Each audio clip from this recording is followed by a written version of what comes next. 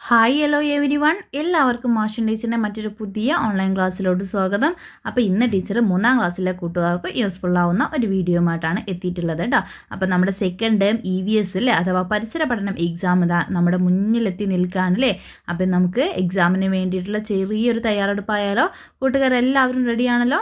അപ്പോൾ ടീച്ചർ നിങ്ങൾക്കുള്ള പരീക്ഷാ ചോദ്യങ്ങളും അവയ്ക്കുള്ള ഉത്തരങ്ങളുമായിട്ടാണ് എത്തിയിട്ടുള്ളത് കേട്ടോ. ഓക്കെ മക്കളെ, അപ്പോൾ നമ്മുടെ ഒന്നാമത്തെ ആക്ടിവിറ്റിയിലോട്ട് പോകുന്നതിന് മുന്നേ ആയിട്ട് ടീച്ചർക്ക് മറ്റൊരു കാര്യം കൂടി പറയാനായിട്ടുണ്ട്. നമ്മുടെ ചാനലിൽ കൂട്ടുകാർ വെറും 89 രൂപ കൊണ്ട് മെമ്പർഷിപ്പ് എടുത്ത് ജോയിൻ ചെയ്യുകയാണെങ്കിൽ നിങ്ങൾക്ക് നിങ്ങളുടെ 1 മുതൽ 4ാം ക്ലാസ് വരെയുള്ള എല്ലാ ക്ലാസ്സുകളുടെയും എക്സാം റിലേറ്റഡ് ആയിട്ടുള്ള ഇത്തരത്തിലുള്ള സ്പെഷ്യൽ വീഡിയോ ക്ലാസ്സുകളും അതോടൊപ്പം തന്നെ 1 മുതൽ 4ാം ക്ലാസ് വരെയുള്ള എല്ലാ കൂട്ടുകാർക്കും നിങ്ങളുടെ സിലബസ് ബേസ്ഡ് ആയിട്ടുള്ള ട്യൂഷൻ ക്ലാസ്സുകളും അവൈലബിൾ ആയിരിക്കും കേട്ടോ.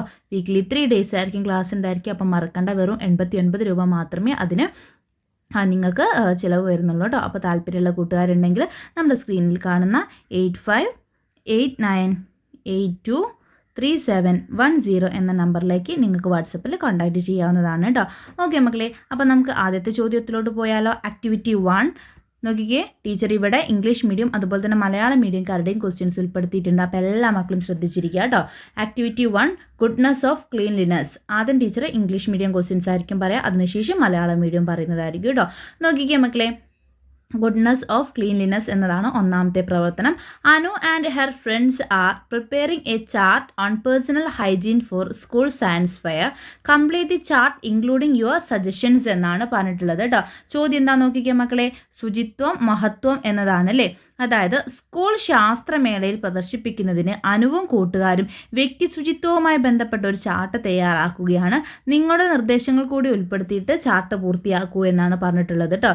ശുചിത്വം മഹത്വം എന്ന ഒരു ചാർട്ടാണ് തയ്യാറാക്കേണ്ടത്. അപ്പോൾ ശുചിത്വവുമായി ബന്ധപ്പെടുത്തിയിട്ട്, അതായത് പ്രത്യേകിച്ച് നമ്മുടെ വ്യക്തി ശുചിത്വം അല്ലെ, പേഴ്സണൽ ഹൈജീനിനെ കുറിച്ചിട്ട് ബന്ധപ്പെടുത്തിയിട്ടുള്ള കാര്യങ്ങളാണ് മക്കൾ അവിടെ എഴുതേണ്ടത് കേട്ടോ. വളരെ ഇമ്പോർട്ടൻ്റ് ആയിട്ടുള്ള ക്വസ്റ്റ്യനാണ് വ്യക്തി ശുചിത്വം. നോക്കിക്കേ മക്കളെ, അതിൽ ഒരു പോയിന്റ് നമുക്ക് അവിടെ തന്നിട്ടുണ്ട്. എന്താണ്? Wash your hands before and after food. അതായത് ആഹാരത്തിന് മുമ്പും ശേഷവും കൈകൾ നന്നായി കഴുകണം. അത് നമ്മുടെ ഒരു വ്യക്തി ശുചിത്വത്തിൻ്റെ ഭാഗമായിട്ട് ഉള്ള ഒരു കാര്യമാണല്ലേ. ആഹാരത്തിന് മുമ്പും ശേഷവും എന്ത് ചെയ്യുക? കൈകൾ നന്നായി കഴുകണം. പിന്നെ എന്തൊക്കെയാണ് മക്കളെ പേഴ്സണൽ ഹൈജീനുമായിട്ട് ബന്ധപ്പെട്ടിട്ടുള്ളത്? നോക്കിക്കേ. ടേക്ക് ബാത്ത് എവരി ഡേ, അതായത് എല്ലാ ദിവസവും എന്ത് ചെയ്യണം? കുളിക്കണം അല്ലേ. മലയാളം മീഡിയക്കാർ എങ്ങനെയാണ് എഴുതേണ്ടത്? എല്ലാ ദിവസവും എന്ത് ചെയ്യണം? കുളിക്കണം. Wear dry and clean clothes അല്ലേ, അതായത് ഉണങ്ങിയതും അതുപോലെ തന്നെ വൃത്തിയുള്ളതുമായിട്ടുള്ള വസ്ത്രം ധരിക്കുക അല്ലേ. എല്ലാ ദിവസവും കുളിക്കുക, ഉണങ്ങിയതും വൃത്തിയുള്ളതുമായിട്ടുള്ള വസ്ത്രങ്ങൾ ധരിക്കുക. Then cut nails every week, അതായത് എല്ലാ ആഴ്ചയിലും എന്ത് ചെയ്യുക? നഖം മുറിക്കുക അല്ലേ. ദെൻ അടുത്ത നോക്കിക്കുക. Brush your teeth twice a day, അതായത് ദിവസവും 2 നേരം എന്ത് ചെയ്യുക? പല്ല് തേക്കുക. അതുപോലെ തന്നെ comb and clean your hair, നിങ്ങളെ മുടി എന്ത് ചെയ്യുക? ചീക്കി നന്നായിട്ട് വൃത്തിയാക്കി വെക്കുക. അപ്പോൾ ഇതൊക്കെ നമുക്ക് പേഴ്സണൽ ഹൈജീനിൽ എഴുതാവുന്നതാണ് കേട്ടോ. ഓക്കെ മക്കളെ, അപ്പോൾ ഇത്തരത്തിലുള്ള പോയിന്റ്സ് ആണ് നിങ്ങൾ എഴുതേണ്ടത്. ടീച്ചർ കുറച്ചധികം ഉൾപ്പെടുത്തിയിട്ടുണ്ട്. അപ്പോൾ മക്കൾക്ക് എത്രയാണോ അവിടെ ചോദിച്ചിട്ടുള്ളത് അത്രയും മാത്രം എഴുതിയാൽ മതിയാവും കേട്ടോ. ഓക്കെ മക്കളെ, അപ്പോൾ ഒന്നാമത്തെ ആക്ടിവിറ്റിയിൽ ഫസ്റ്റ് ഈ ക്വസ്റ്റ്യൻ നമ്മൾ കഴിഞ്ഞു അല്ലേ. ദെൻ അതിൽ തന്നെയുള്ള അടുത്ത ക്വസ്റ്റ്യൻ നോക്കിക്കുക മക്കളെ. B question, did you notice the board in front of the park? അതായത് ആ പാർക്കിന് മുന്നിൽ വെച്ചിട്ടുള്ള ബോർഡ് നിങ്ങൾ ശ്രദ്ധിച്ചോ എന്നാണ് ചോദിച്ചിട്ടുള്ളത് അല്ലേ. ഒരു കിഡ്സ് പാർക്കാണ് നമുക്ക് അവിടെ പിക്ചറിൽ തന്നിട്ടുള്ളത്. എന്താണ്? ഒരു ബോർഡ്, അതിൻ്റെ എൻട്രി ടൈം ആണല്ലേ 10 AM to 5 PM എന്ന് തന്നിട്ടുണ്ട്. പിന്നെ നമുക്ക് എന്ത് തന്നിട്ടുണ്ട് ഇവിടെ നോക്കിക്കുക. എന്താണ്? Do not burn or throw away plastic waste. Do not burn or throw away plastic waste എന്നാണ്. അതായത് നോക്കിക്കേ മക്കളെ, എന്താണ്? പ്ലാസ്റ്റിക് മാലിന്യങ്ങൾ കത്തിക്കരുത്, വലിച്ചെറിയരുത് എന്നാണ് പറഞ്ഞിട്ടുള്ളത് അല്ലേ. പ്ലാസ്റ്റിക് മാലിന്യങ്ങൾ കത്തിക്കുകയും വലിച്ചെറിയുകയും ചെയ്യരുത് എന്നാണ് പറഞ്ഞിട്ടുള്ളത്. മക്കൾക്കുള്ള ക്വസ്റ്റ്യൻ ഇതാണ്. Plastic waste should not be burned or throw away. Why എന്നാണ് ചോദിച്ചിട്ടുള്ളത് കേട്ടോ. അതായത് പ്ലാസ്റ്റിക് മാലിന്യങ്ങൾ കത്തിക്കുകയോ വലിച്ചെറിയുകയോ ചെയ്യരുത് എന്ന് പറയുന്നത് എന്തുകൊണ്ടാണ്? കുറിക്കുക എന്നാണ് പറഞ്ഞിട്ടുള്ളത്. അപ്പോൾ നമുക്കറിയാമല്ലേ, നമ്മളെപ്പോഴും പറയുന്ന കാര്യമാണ് പ്ലാസ്റ്റിക് കുപ്പികളോ പ്ലാസ്റ്റിക് കവറുകളോ പ്ലാസ്റ്റിക് സാധനങ്ങളോ യാതൊന്നും തന്നെ വലിച്ചെറിയാനും പാടില്ല, അത് കത്തിക്കാനും പാടില്ല. എന്താണ് അതിൻ്റെ റീസൺ എന്നാണ് ചോദിച്ചിട്ടുള്ളത് കേട്ടോ. ഓക്കെ മക്കളെ, അപ്പം ടീച്ചർ ഇതാ ഇവിടെ കൊടുത്തിട്ടുണ്ട്. നോക്കിക്കേ മക്കളെ. Plastic should not be thrown away because it does it do not decay or decomposes in the soil. First point അത് നമ്മൾ കൊടുക്കുക കേട്ടോ. അതായത് പ്ലാസ്റ്റിക് എന്ത് ചെയ്യാൻ പറ്റില്ല, വലിച്ചെറിയാൻ പറ്റില്ല. കാരണം it do not decay or decomposes in the soil, so it pollutes the environment. എന്താണ് മക്കളെ പറഞ്ഞിട്ടുള്ളത്? പ്ലാസ്റ്റിക് വേസ്റ്റ് ഒരിക്കലും യാതൊരു കാരണവശാലും വലിച്ചെറിയരുത്. കാരണം അത് മണ്ണിൽ എന്ത് ചെയ്യില്ല, ലയിച്ച് ചേരില്ല, മണ്ണിൽ അലിഞ്ഞു ചേരില്ല. അത് എന്ത് ചെയ്യും, നമ്മുടെ ചുറ്റുപാടിനെ, നമ്മുടെ എൻവിറോൺമെൻറ്റിനെ എന്ത് ചെയ്യും, പൊല്യൂട്ട് ചെയ്യും, മലിനപ്പെടുത്തും. അത് വളരെ ഇമ്പോർട്ടൻ്റ് ആയിട്ടുള്ള ആദ്യം കൊടുക്കേണ്ട ഒരു പോയിൻ്റാണ്. അപ്പോൾ നമ്മൾ പറഞ്ഞു വലിച്ചെറിയാൻ പാടില്ല. ഇത് നമ്മൾ എന്താണ് പറഞ്ഞത്, കത്തിക്കരുത് എന്ന് പറഞ്ഞു. അതിനുള്ള റീസൺ നോക്കിക്കേ. By burning plastic may dangerous gases are released which pollute the air and causes various health issues എന്നാണ് പറഞ്ഞിട്ടുള്ളത്. അതായത് നമ്മൾ പ്ലാസ്റ്റിക് കത്തിക്കുന്ന സമയത്ത് ഒരുപാട് ഡേഞ്ചേഴ്സ് ആയിട്ടുള്ള അല്ലേ, ഒരുപാട് അപകടകരമായിട്ടുള്ള വാതകങ്ങൾ അതിൽ നിന്ന് പുറത്തേക്ക് വരുന്നുണ്ട് അല്ലേ. അതെന്താണ്, നമ്മൾ എയറിനെ, നമ്മുടെ വായുവിനെ അതെന്ത് ചെയ്യും, മലിനമാക്കും. അത് നമുക്ക് ഒരുപാട് ഹെൽത്ത് ഇഷ്യൂസിൽ, ആരോഗ്യ പ്രശ്നങ്ങൾക്ക് ഇടയാകും അല്ലേ. പ്ലാസ്റ്റിക് കത്തിക്കുന്ന സമയത്ത് ഒരുപാട് അപകടകരമായിട്ടുള്ള വാതകങ്ങൾ പുറത്തേക്ക് വരികയും അത് നമ്മുടെ വായുവിനെ മലിനമാകുകയും അത് നമ്മുടെ പലതരത്തിലുള്ള ആരോഗ്യ പ്രശ്നങ്ങൾക്ക് ഇടയാക്കുകയും ചെയ്യുന്നു എന്ന് വേണം മക്കൾ അവിടെ എഴുതാനായിട്ട്. മനസ്സിലായിട്ടുണ്ടോ മക്കളെ? ഇനി നമുക്ക് അതിൽ തന്നെയുള്ള മറ്റൊരു ക്വസ്റ്റ്യൻ നോക്കാം. Find out the diseases spread by mosquitoes. അല്ലെ, മൊസ്കിറ്റോസ് എന്ന് പറഞ്ഞാൽ കൊതുകുകൾ പരത്തുന്ന രോഗം ഏതാണെന്ന് കണ്ടെത്താനാണ് പറഞ്ഞിട്ടുള്ളത്. അപ്പോൾ ഓപ്ഷൻസ് നോക്കിക്കുക മക്കളെ. മഞ്ഞപ്പിത്തം, കോളറ, മന്ത്, ടൈഫോയിഡ് എന്നാണ് മലയാളം മീഡിയത്തിലോട്ട് വരുമ്പോൾ ഉള്ളത്. ജോണ്ടിസ്, കോളറ, ടൈഫോയിഡ്, എലിഫന്റിയാസിസ് എന്നാണ് പറഞ്ഞിട്ടുള്ളത്. ഏതാണ് മക്കളെ കറക്റ്റ് ആൻസർ? ഏതാണ്? യെസ്, ഓപ്ഷൻ സി ആണ് കറക്റ്റായിട്ട് വരുന്നത് അല്ലേ. മനസ്സിലായിട്ടുണ്ടല്ലോ. അതായത് മന്താണ് നമ്മുടെ മോസ്കിറ്റോ അല്ലേ, അതായത് കൊതുക് പരത്തുന്ന ഒരു രോഗം എന്ന് പറയുന്നത്. അപ്പോൾ ഇവിടെ മക്കൾ മന്തെന്ന് എഴുതണം. ഓക്കെ, ക്ലിയർ ആയിട്ടുണ്ടോ? ഇനി നമുക്ക് നെക്സ്റ്റ് ക്വസ്റ്റ്യനിലോട്ട് പോവാം. അടുത്ത ക്വസ്റ്റ്യനിലോട്ട് പോകുന്നതിന് മുന്നേ വീഡിയോ കണ്ടുകൊണ്ടിരിക്കുന്ന എല്ലാ മക്കളും നിങ്ങളുടെ പേരും മക്കൾ പഠിക്കുന്ന സ്കൂളിൻ്റെ പേരും ഒന്ന് നമ്മുടെ കമൻറ്റ് ബോക്സിൽ പറയാം കേട്ടോ. Then activity 2 soil conservation. ആദ്യം ഇംഗ്ലീഷ് മീഡിയം ക്വസ്റ്റ്യൻ പറയാം കേട്ടോ. നോക്കിക്കുക മക്കളെ, അവിടെ നമ്മുടെ എർത്ത് പറയുന്നത് എന്താണ്? I am always in the soil. ഞാൻ എപ്പോഴും മണ്ണിലാണ്. Have you noticed what the earth said? Not only the earthworms, but also the human beings and other creatures get benefits from the soil. What are those benefits എന്നാണ് ചോദിച്ചിട്ടുള്ളത് കേട്ടോ. നോക്കിക്കുക മക്കളെ, എന്താണ് question? മണ്ണ് സംരക്ഷിക്കാം എന്നാണ് അല്ലേ. എന്നിട്ട് എർത്ത് എന്ന് പറയുന്നുണ്ട് ഞാൻ എന്നും മണ്ണിൽ തന്നെ. മണ്ണിര പറയുന്നത് ശ്രദ്ധിച്ചല്ലോ. മണ്ണിരയ്ക്ക് മാത്രമല്ല മനുഷ്യനും മറ്റു ജീവജാലങ്ങൾക്കും മണ്ണ് കൊണ്ട് നിരവധി പ്രയോജനങ്ങളുണ്ട്. അവ എന്തൊക്കെയാണ് മക്കളെ? ഒന്ന് നമുക്ക് അവിടെ തന്നിട്ടുണ്ട്. ഡ്വെല്ലിംഗ് പ്ലേസ് ഫോർ ക്രീച്ചേഴ്സ് അല്ലേ. എർത്ത് പോലെയുള്ള മണ്ണിനെ പോലുള്ള ജീവികളുടെയൊക്കെ വാസസ്ഥലമാണ് എന്തെന്ന് പറയുന്നത്, മണ്ണെന്ന് പറയുന്നത്. പിന്നെ എന്തൊക്കെ പ്രയോജനങ്ങളാണ് മണ്ണ് കൊണ്ടുള്ളത് എന്നാണ് ചോദിച്ചിട്ടുള്ളത്. അപ്പം മിസ് ഇവിടെ കൊടുത്തിട്ടുണ്ട് മക്കളെ, നോക്കിക്കേ. നോക്കൂ, soil helps plants to grow അല്ലേ. ചെടികളെ വളരാൻ എന്ത് സഹായിക്കുന്നുണ്ട്? മണ്ണ് സഹായിക്കുന്നുണ്ട്. അതുപോലെ തന്നെ സോയിൽ ഹോൾഡ് വാട്ടർ, വെള്ളത്തെ പിടിച്ചു നിർത്താൻ ആര് സഹായിക്കുന്നുണ്ട്? മണ്ണ് സഹായിക്കുന്നുണ്ട്. ദെൻ നെക്സ്റ്റ് വൺ നോക്കിക്കേ.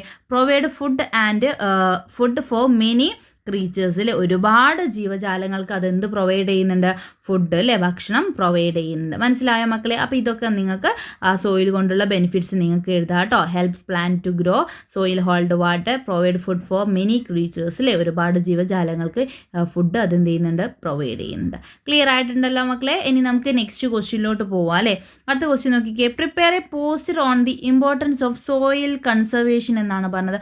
വളരെ ഇമ്പോർട്ടൻ്റ് ആയിട്ടുള്ള ക്വസ്റ്റ്യൻ ആണ് പോസ്റ്റർ ഉണ്ടാക്കേണ്ടത്. അതായത് മണ്ണ് സംരക്ഷണത്തിൻ്റെ പ്രാധാന്യം ബോധ്യപ്പെടുത്തുന്നതിന് പോസ്റ്റർ തയ്യാറാക്കൂ എന്നാണ് പറഞ്ഞിട്ടുള്ളത്. അപ്പോൾ പോസ്റ്ററിൽ എഴുതുന്ന വാചകങ്ങളും അതോടൊപ്പം തന്നെ നിങ്ങൾ അതിനോട് യോജിച്ച രീതിയിൽ, അതിലെ തീമിനോട് യോജിച്ച രീതിയിലുള്ള ചിത്രങ്ങൾ ഉൾപ്പെടുത്തുന്നത് എല്ലാം നിങ്ങൾക്ക് പോസ്റ്ററിലേക്കുള്ള മാർക്ക് കൂടാനായിട്ടുള്ള സാധ്യതയുണ്ട് കേട്ടോ. 5 മാർക്കിനുള്ള അല്ലെങ്കിൽ ഒരു 2-3 മാർക്കിനുള്ള ചോദ്യമായിട്ടായിരിക്കും വരിക. ഇതിൽ പാർട്ട് ക്വസ്റ്റ്യൻ ആയതുകൊണ്ട് തന്നെ ചിലപ്പോൾ നമുക്കൊരു 2 മാർക്ക് അല്ലെങ്കിൽ 3 മാർക്കാണ് ഈ ഒരു ചോദ്യത്തിന് ഉണ്ടായിരിക്കുക. അപ്പോൾ മക്കൾ അതിനനുസരിച്ചുള്ള വാചകങ്ങൾ എഴുതുക, അതുപോലെ തന്നെ അതിന് മാച്ച് ചെയ്ത രീതിയിലുള്ള ചിത്രങ്ങളൊക്കെ ഉൾപ്പെടുത്തുക കേട്ടോ. ടീച്ചർ അപ്പോൾ അതിൽ മക്കൾ എഴുതുന്ന വാചകങ്ങൾ മാത്രമേ കൊടുത്തിട്ടുള്ളൂ. ഒന്ന് നിങ്ങൾക്ക് എന്ത് ചെയ്താൽ reduce use of plastic and conserve soil, അതായത് പ്ലാസ്റ്റിക്കിൻ്റെ ഉപയോഗം കുറച്ചിട്ട് നമ്മുടെ മണ്ണിനെ സംരക്ഷിക്കൂ എന്ന് നമുക്ക് പറയാം. എന്നിട്ട് മക്കൾ എന്ത് ചെയ്യുക, അതിൻ്റെ കുറച്ച് ചിത്രങ്ങളൊക്കെ വരച്ച് ചേർക്കുക അല്ലേ. പ്ലാസ്റ്റിക്കിൻ്റെ കവറുകളുടെയും ബോട്ടുകളുടെയൊക്കെ ചിത്രം വരയ്ക്കുക, എന്നിട്ട് അത് യൂസ് ചെയ്യരുത് എന്നുള്ളൊരു ചിഹ്നമൊക്കെ ഇടാം അല്ലേ മക്കൾക്ക്.